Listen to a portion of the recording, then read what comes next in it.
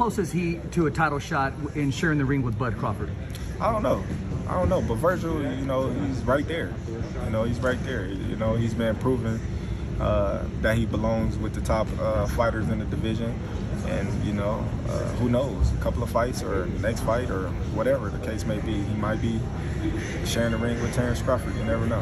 Victory, he just beat Canelo, the face of boxing, so that makes Canelo, that makes Crawford the face of boxing at the moment. And he earned the right to fight whoever he want to fight. In Terence, if you come to 154, is there a chance? Was that the conversation you had? Basically, I just said, hey, are you going to defend it? And he said, no, that's my last fight at the Canelo. I'm like, okay. Vergil Ortiz called out Terence Crawford, saying his goal is to fight the best in boxing. He explained that challenges like Crawford push him to grow and keep improving. Confident in his power and progress at 154 pounds, Ortiz made it clear that he's ready for the biggest names next. Fight the best. I don't care who it is. It can be Boots next, it can be Spence next, it can be Crawford next, if he's still willing to do it. Because that's a fight that I've been calling for a while. I think that's a great fight to make happen still. And we're just gonna keep doing what I do best. Vergil Ortiz spoke with full confidence, claiming that even if Terence Crawford were still in his prime, he could beat him. Ortiz said he studies Crawford's every move and respects his achievements, but believes his own power, speed, and timing are enough to win. To him, confidence comes from hard work, not arrogance. Many saw his comments as bold, since Crawford is one of the best pound-for-pound fighters in the world. Ortiz said he doesn't view Crawford as unbeatable and believes he can find weaknesses others missed. His statement sparked debate among fans and experts about whether he truly has the experience to face a champion like Crawford. Fighters that you would like to fight coming up? So we got Tim Tszyu, we got Crawford, Spence, or I guess you can say the winner of Spence or Fundora. Charlo's a good one. Who else we got at 54? You want to fight Terence Crawford right now? I would love to fight him, man. I think he's like probably the #1 pound-for-pound fighter right now. Do you think he's out of his peak? No. Or is he in his peak now? I think he's in his peak. And you're saying you could beat a peak prime Terence Crawford? I'm saying I believe that I can. I respect it 100%. I believe that I can. No, I respect him as a fighter, though. That's the thing. When I want to fight people, it doesn't mean that, I don't like you. Like, let's get it on. It's more like I respect your skills, and I want to see if I can beat you. After Vergil Ortiz beat Israel Madrimov, many fans compared his win to Crawford's earlier fight with the same opponent. Crawford responded directly, saying that while Ortiz won, he didn't look dominant. He pointed out that Madrimov didn't seem as sharp or fit as he was when they fought. To Crawford, that win didn't prove how Ortiz would perform against top-level fighters. His tone was calm but confident, reminding fans that his skill and ring IQ set him apart from everyone else. Just, he was more prepared for my fight. If you watch him, he was winning the fight, and he gassed out. Oh, yeah, that's true. Yeah. He gassed out, and he said from, I don't know what type of sickness he had. So condition-wise, he wasn't as prepared. Yeah, that he had to pull out the first fight and come back. I don't know, but Vergil did good. He put a lot of pressure on him, and, fought a good fight. But you could tell that he didn't leave unscarred. Unscathed. When you look at the faces of both fighters, you would have thought Vergil lost. Oh, okay. He did hurt his hand. His knuckle was broken. I don't know if you've seen him the last couple of Vergil. Yeah. Ortiz, yeah, he had a broke hand, but he said he didn't know anyway. He didn't feel it throughout the fight. It was a good fight. I thought Madrimov was doing too much moving. Right. In the beginning rounds, which that was getting him the rounds in the bank, but at the same time, he was exerting too much energy. How do you feel about when people say, because Eddie Hearn said it, a few people were saying it, that you moved up to 154 and you didn't have the success that you had in all these times. So they're thinking it's because of the weight, when I'm saying it's the style. Madrimov wasn't trying to commit as much, and you hurt him, he never hurt you. Right. So how do you feel about everybody saying that? Well, I laugh. I won the fight. They making it seem like I lost. Well, Eddie was like, no, I think that night in August, he was like, no, I don't know about that. I think No, Eddie was. I believe Eddie was saying that. Eddie was complaining about the scorecards. Nobody said. Eddie was saying that it was closer than that. Maybe Majimov could have won. He was saying. I think he was. I think he was. He's trying to get you mad at Eddie. No, I'm not. Terence Crawford's next big fight is already confirmed. He'll face Carlos Adames on March 28th in Omaha, stepping into the 160-pound division. Crawford said he plans to stay there for a couple of fights to chase another title and become a 3-division undisputed champion. Adames is known for strength and stamina, making him a solid first test at middleweight. The matchup has fans excited, but also wondering if Crawford will ever return to 154 to face fighters like Vergil Ortiz or Jaron Boots Ennis. For now, Crawford is focused on adjusting to the new weight and proving his skills work, even against bigger opponents. Analysts say a win here would strengthen his case as one of boxing's all-time greats. Crawford in their sights because they all understand that Terence Crawford can drop down to middleweight after defeating Canelo in September and becoming the undisputed super middleweight. Terence Crawford can now drop down to middleweight, 160, right? And become undisputed at 160 with 1 to 2 fights. 2 fights max, right? He'll be 39 years old in September. 2 fights, Terence Crawford can become undisputed, max at 160. He can fight Carlos Adames in March. And then he can fight the winner of Lara versus Janovic in the summertime, August, right? And this gives Terence Crawford the history he needs to 1,000% cement himself as, in my opinion, it's all opinionated, but this just cements Terence Crawford as top 5 greatest boxers in history, in my opinion. It cements him as top 5 greatest boxers in history because this will make Terence Crawford a 6-division champion and 4-division undisputed champion. That's what that makes Terence Crawford. That's historic.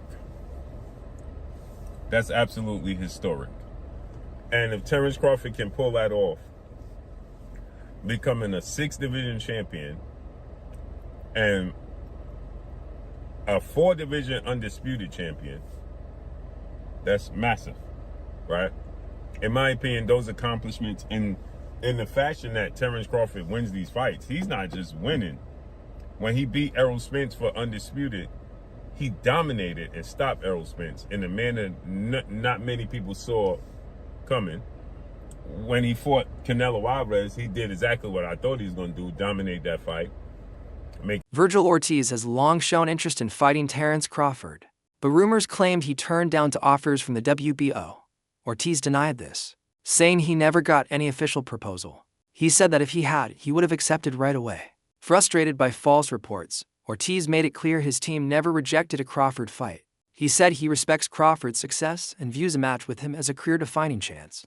His words cleared up confusion among fans who thought he avoided the fight. Ortiz added that timing and fair arrangements matter, but his desire to face Crawford has always been strong. People wanted to see that fight, you against Terence Crawford. You know, when you was at welterweight, and obviously you couldn't stay at that weight class, but then he moved up. Was there ever a point where the Terence Crawford fight was a reality, like a real offer, like real negotiations going back and forth, or was it never that close? It was never that close, man. So, you know, I know a lot of people say that the WBO president said that we turned on the fight. I never got an offer. I wouldn't have said no. I would not have. I wanted that fight so bad. I mean, I'm not the type of person to say, I want to fight this guy and keep pushing it and then get the opportunity and say no. There are fighters like that. I'm not like that. Yeah, you know, we believe that. I would have said yes. We believe that. But what about your trainer, Robert? Have you ever had a conversation with him about the Terence Crawford fight?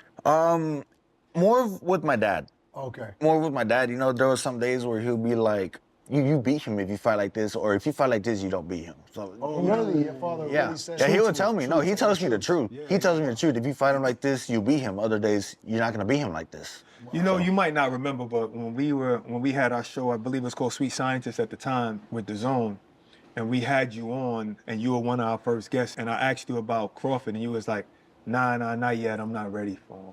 You know, that was humble. No one really speaks like that. Now, you was ready for him maybe about 6 months later, but still, you were humble enough to say that. Do you remember that? I don't. You know, No, I don't. Hell no, you can't. You got hit with a few Jaron Boots Ennis, another top name at super welterweight, also showed interest in fighting Terence Crawford. He admitted that after Crawford's win over Canelo Alvarez, the veteran became the face of boxing, meaning Crawford now chooses his next step. Ennis praised Crawford's success, but said he's ready whenever the champion is. He explained that he doesn't chase fights out of desperation, but knows facing Crawford would be his chance to prove himself. Fans saw his words as both respectful and competitive. After Ortiz's recent win, Ennis entered the ring and exchanged words with him in a friendly but tense moment. That created huge buzz. Ennis, who holds the WBA super welterweight title, had already hinted before his fight with Erickson Lubin that he wanted a big-name opponent. Seeing Ortiz and Ennis face off after the bout got fans excited about a possible 2026 showdown. The moment showed both fighters know how big this rivalry could be for the sport. And I think this is one of the best like American fights that can be made. For sure. And with all due respect to everyone else around the world, I think it has to be in America. For sure. Right? Gotta be. It gotta be. I feel like you gotta do this one in the States because everybody wanna see it. Everybody go. I think it's a pay-per-view fight for, and I think everybody will pay to see it, or everybody will come out to come see it wherever it's at, whether it's in Vegas, Madison Square Garden, wherever it's at. What's your obviously you'd love it in Philly, but I don't think it'll be Philly, right? No, absolutely. Okay, It's not gonna be in Philly. Yeah. So where is the ideal spot for it? What deserves to host this fight? Which venue in your opinion? To me, either anywhere in Vegas, so like the T-Mobile Arena, yeah, or maybe go old school MGM. Oh man, I love the MGM. Or we can go Madison Square Garden. Okay. I think Madison Square Garden would be crazy as well. That'd be historic as well. So either one. There aren't enough big fights at the big MSG. No, Yeah. I'm not talking about the theater. No, I'm Theater's talking about cool. the big one. Yes, I'm talking about the big one. That's why I Not say I enough want big fights. I feel like I always wanted to fight at MSG anyway. Yeah. So, I like how it looks in there. It's real. It's real incredible. nice. When they have fights and stuff in there. So, for me, it would be either the T-Mobile Arena or take it back. We can go old MGM, or we can do, Madison Square Garden. Do you think he would say yes to MSG because that's kind of a home game for you, right? That's so close to Philly. I mean, I feel like he has a deep fan base, and I feel like all his fans and stuff will come. If it was to be in New York, I feel like they all will come. He got a good fan base. I got a good fan base. I feel like it'll make for a great fight. And who don't want to come to New York? Oh my God. There was a time where MSG was holding all these big fights, hosting, and now I feel like, every couple of years we get, when we got Taylor Serrano, prior to that, it was, Brooklyn's cool and all, but we got to go back to the Mecca. The Mecca is the best. I would absolutely love that. In your perfect world as well, he fights November 8th. Yep. How soon could we get this fight? You obviously didn't get hurt in your fight, I would imagine, right? 72 seconds? Yeah. Unless something happened? I mean, it depends on how his fight go. If he's in a war, maybe we'll see. Maybe April, March, April. If not, if he make quick work of it, who knows? We could be back in there sooner. So it's all for real. It's all up to how him right now, because he the one that has a fight. Hopefully he doesn't get no cuts, no broken hands or anything, or anything hurt on him. So it's dependent on him at the moment. The other two options, of course, Sebastian Fundora and I think Xander Zayas. Yeah. What I'm hearing is there is some interest from MSG to have you versus Xander Zayas at MSG. Are you hearing this as well? I'm with whatever. That's what I can't wait. You want all these guys? I'm really. I like these options for you. I'm really about to show y'all. Like I'm about to run through these guys. I'm about to run through these guys and show y'all one by one. Like this 154 really mine, and I'm gonna shut everybody up. I can't wait. I hear the little chatters and all the little talks. What do you hear? What's bothering you? What are people saying? It's just little They're things. questioning you. Yeah, they questioning, and it's cool, and I love it. They're not doing that, but like adding fuel to the fire. Yeah, and it's gonna make it worse each and every time for whoever's stepping in the ring with me. Seeing what Terence did not that long ago, did that give you motivation? Because it feels like for the longest time, people were questioning him, doubting him. He wasn't getting the big opportunities, the big fights. Do you see yourself in his journey a little bit as well? I mean, Former world champion Tim Bradley shared doubts about a potential fight between Vergil Ortiz and Jaron Ennis. He said Ennis might avoid the fight for now because of the high risk involved. Bradley suggested Ennis's team may wait for a better time or a bigger payday before agreeing. His comments caused debate among fans. Some believe Ennis would fight right away, while others think it's smarter to build hype first. Either way, Bradley's statement added more fuel to the growing rivalry and made the matchup even more talked about. And then, all of a sudden, you come up, you got that Benz now, you know what I'm saying? Back then, they didn't want you, now you hot, they all on you. Yeah. This is one of them situations right here. Where it's like, oh, back then you didn't want me. Now I'm hot, now you all up on me. Man, did you see Boots, how he jumped up in the ring? I didn't know if that was Boots or Rick Ross. I was like, damn, is that Rick Ross in there? Like, all the jewelry he had on and everything. I'm like, who the hell is this dude? Is this the grown-up version of Boots? Because I ain't never seen all them chick chains all over my man, blinging, blacka, bling, and all up on his chest and everything. I ain't never seen that before. I'm like, this dude got a new persona. Is this the killer Boots? This is what we've been waiting on? Because I'm sitting there going, oh, this is... Promoter Eddie Hearn spoke openly about the problems in making a Vergil Ortiz versus Jaron Ennis fight. He said both camps have made strong demands, each claiming their fighter deserves more money. Hearn explained that Ennis's team believes he's the better boxer, while Ortiz's side wants fair credit for his record and popularity. He said that even though this fight could be huge for boxing, it stuck because of business issues and scheduling problems. Hearn even mentioned that it might be easier to arrange a Crawford versus Ortiz fight than Ortiz versus Ennis. His comments showed how complicated high-profile boxing deals can get, even when both fighters want the same matchup. I thought it was a great performance. Vergil's a great fighter. This is not, there's nothing but respect from us, but we just know we win. And, like, it's not for us. Once you start hearing things like, we're the A side and we want 10 million and we want, what does Boots, it's like, what? Guys, Ortiz has never been a world champion. Great fighter. Boots has been world champion, he's been a unified champion, but neither of them are world champions now. They're just the top two fighters in the division. So if you truly believe that you're the best, make the fight. And it'll be really interesting to now see if they truly believe. Because the fight's there, the fight's done, the money's there, the pay-per-view's there. I mean, it's a massive fight, but you can find an excuse if you don't want to do it. So we'll see. And obviously we saw the fighters face off, and we know you want the fight, the fighters clearly want the fight. And you mentioned the $10 million mark by Rick Merigian, I believe his name is, the manager of Vergil Ortiz. Do you see it as an obstacle? I mean, is it a real obstacle? If you come out with things, look, if the fight... Vergil Ortiz recently talked about Terence Crawford's weight situation.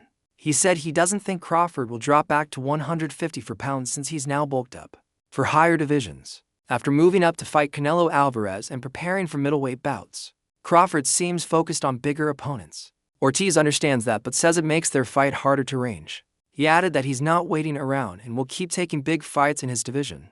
Still, he hopes that one day the timing works out and they can finally meet. Right now, the discussion around Ortiz, Crawford, and Ennis shows how exciting the future of boxing is at the higher weights. Ortiz's drive for big fights, Crawford's smart career choices, and Ennis's rising hunger make this one of the most thrilling eras for boxing fans. For you to fight at some point? No, so he's not coming back to 154. I spoke to him. This is my first time saying it on media. I spoke to him, and he's not going to come back to 154. He's going to fight his two last fights and retire. And you know what? I respect it because he's been undisputed at 140, at 147. Get your money and get out. I mean, what else do you have to prove? You know what I mean? So it's just like it's